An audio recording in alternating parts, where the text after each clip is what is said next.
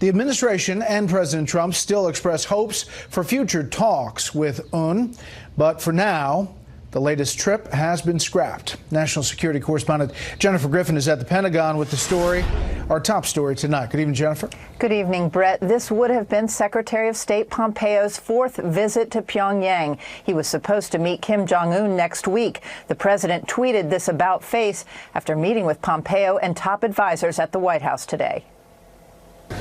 The decision came amidst new reports that North Korea is continuing to build its nuclear program. An apparent effort to scrap a nuclear test site, experts say, is reversible.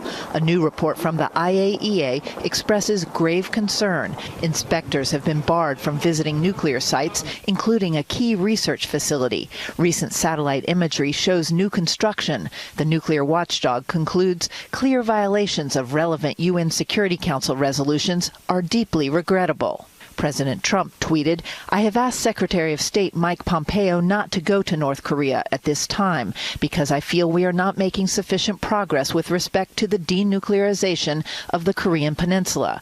Additionally, because of our much tougher trading stance with China, I do not believe they are helping with the process of denuclearization as they once were, despite the UN sanctions which are in place." The president's approach to North Korea has been shaped by a looming trade war with China. The reason I even waited was because of North Korea, because I wanted China's help on North Korea. Otherwise, I would have done it sooner. And China's been a big help on North Korea. The president's national security advisor has warned North Korea is stalling. The United States has lived up to the Singapore Declaration. It's just North Korea that has not taken the steps we feel are necessary to denuclearize. Satellite photos from 2 days ago show North Korea preparing for a large military parade to mark its independence on September 9th. The parade includes what may be 6 older Scud missile launchers, but no evidence of its more advanced intercontinental ballistic missiles, which the rogue communist regime fired last year for the first time. The president's tweets today appeared directed at Kim Jong-un, whom he sent his, quote, warm regards. Remember, the president also canceled the Singapore summit before reversing course a week later. Brett? Jennifer Griffin live at the Pentagon. Jennifer, thank you. President Trump is via Twitter trying to compel or shame his attorney general into using his powers to probe what the president calls corruption on the other side.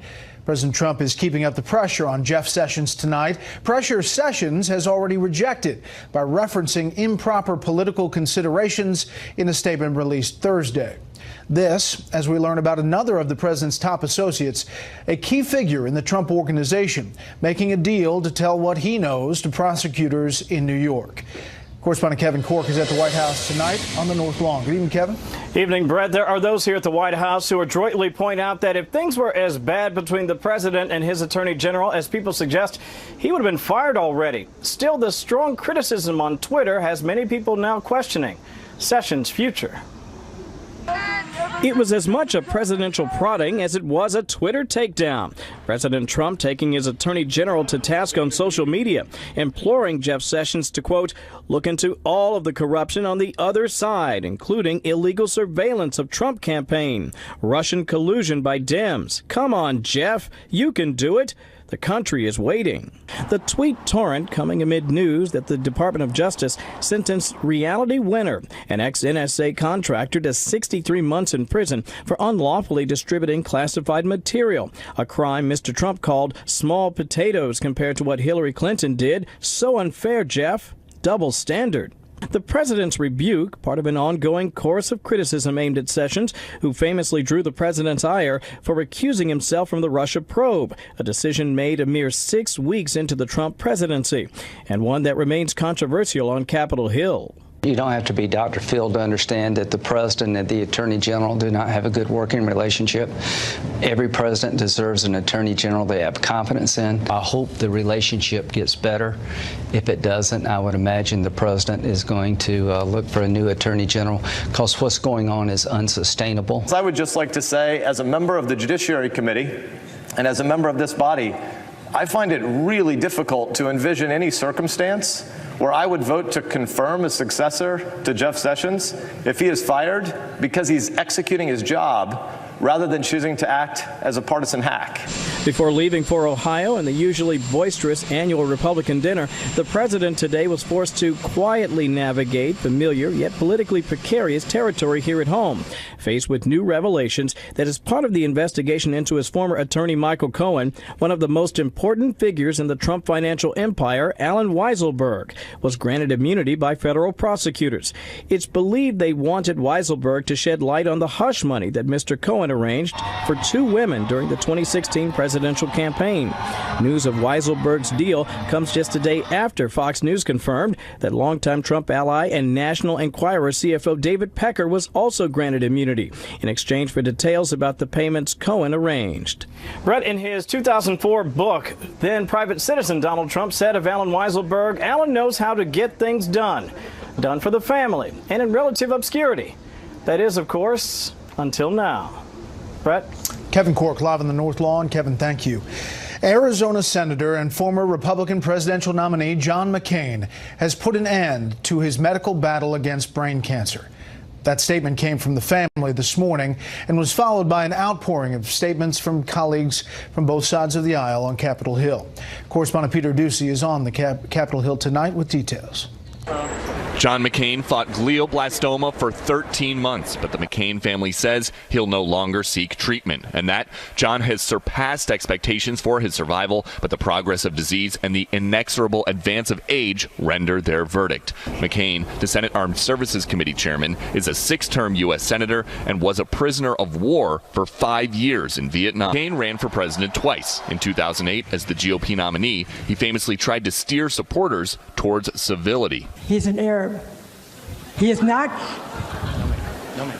No? No, ma'am. No, ma'am. No, ma'am. He's a decent family man. McCain ultimately lost the general election to Barack Obama. The American people have spoken, and they have spoken clearly. The 81-year-old developed a reputation as a maverick by sometimes siding with Democratic colleagues, voting against Bush tax cuts and the Trump-backed skinny repeal of Obamacare. But he never took a big vote lightly. Did you have any concerns last night about the no votes? Of course. You always have concerns on an important vote like that. Before leaving D.C. to seek treatment last year, McCain addressed concerned colleagues with remarks he insisted weren't goodbye. I have every intention of returning here and giving many of you cause to regret all the nice things you said about me. And I hope to impress on you again that it is an honor to serve the American people in your company. McCain is being hailed a hero by sad Senate colleagues on both sides of the aisle. His wife Cindy and daughter Megan are thanking those who have taken care of him, and People magazine is reporting that his mother Roberta, who is 106, now knows that her son has stopped seeking treatment. Brett? Peter Ducey up on Capitol Hill. Peter, thank you. Mexico's economic minister says his country has come very far in its negotiations with the U.S. over a new version of the North American Free Trade Agreement, or NAFTA. President Trump has demanded a new deal, saying NAFTA benefits Mexico to the detriment of U.S. workers. Late this afternoon, the Canadian foreign minister said the three countries agree Canada will rejoin the talks once Mexico and the U.S. resolve bilateral matters, which could happen soon. All-time high closes for two of the three major indices tonight. The Dow gained 133 today. The S&P 500 climbed to its highest point ever after gaining 18. The Nasdaq did the same thing after finishing ahead 67.5. For the week, the Dow gained a half percentage point. The S&P 500 was almost up 1. The Nasdaq finished ahead 1 2/3. Hurricane Lane is expected to move perilously close to some of the Hawaiian Islands over the next few hours. It's been downgraded to a Category 2 storm, but it's already made its mark on the Big Island of Hawaii. Senior correspondent Adam Housley is north of there in Maui tonight. Good evening, Adam. Good evening, Brett. Yes, as you mentioned, for a number of days, people here in the Hawaiian Islands have been preparing for Hurricane Lane. Here on Maui, we've got at times some heavy surf, we've got some heavy rain once in a while, and some wind gusts, but still nothing hurricane-like. But not far from here, the Big Island's taken the brunt of the storm. While Hurricane Lane remains offshore, onshore is feeling its wrath, with some parts of the Big Island already dealing with almost 3 feet of rain and raging waters. This is going to be a marathon-based event. Bottom line is we're going to see torrential rains occur for the next 48 to 72 hours, and we hope that all the citizens within Hawaii are heeding the warnings. Warnings that this storm is far from over and the worst may be yet to come. There's a lot of uncertainty in this forecast. The real question is, when does it start to make its turn to the west?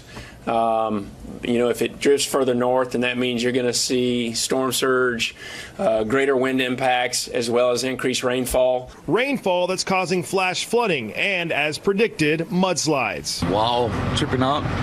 Never seen it like this before. I'm just shocked. Never have I seen it like this in 43 years. Sirens sounded on Oahu as Lane flirts dangerously close to the Hawaiian Islands. Lifeguards also warn tourists to leave the world-famous Waikiki Beach. No surfing, no swimming. Beaches are closed. While some surfers decided to ride out the storm, other locals say they're taking no chances. Don't let your guard down. It's always that one time you don't expect it, that it hits. Brett, the good news is the storm seems to be breaking up from what was once a Cat 4 nearby. The bad news is we're still expected to get some of the effects here on this island and others like it. In fact, where I'm standing right now is expected to be underwater in a few hours, and I can see heavy rain clouds in the distance. Everyone hoping, Brett, it continues to break down. Brett. Adam Housey live in Maui. Adam, thanks. Coming up in a few minutes, our Whatever Happened To segment on the one-year anniversary of Hurricane Harvey, devastating South Texas. Up next, the Democratic Party divide over superdelegates and how things could change this weekend. First, what some of our Fox affiliates around the country are covering tonight. Fox 6 in Milwaukee, as officials in Dane County say this week's flooding has caused more than $100 million in damage. Emergency officials are bracing for more flooding in and around Madison this weekend with more rain in the forecast. Fox 5 in Atlanta as federal agents announce a discovery of dozens of weapons, drugs, and ammunition on a large property in rural Hall County. Among the findings, 50 rifles, a World War I era machine gun, 20 handguns, and tens of thousands of dollars of illegal drugs. Agents say there were a number of storage buildings on that property and even an underground bunker. And this is a live look at Times Square in New York from Fox 5. One of the big stories there tonight, Robin Leach has died. Leach hosted the 1980s TV show Lifestyles of the Rich and Famous, using his signature catchphrase, champagne wishes and caviar dreams. Leach had a stroke in November while on vacation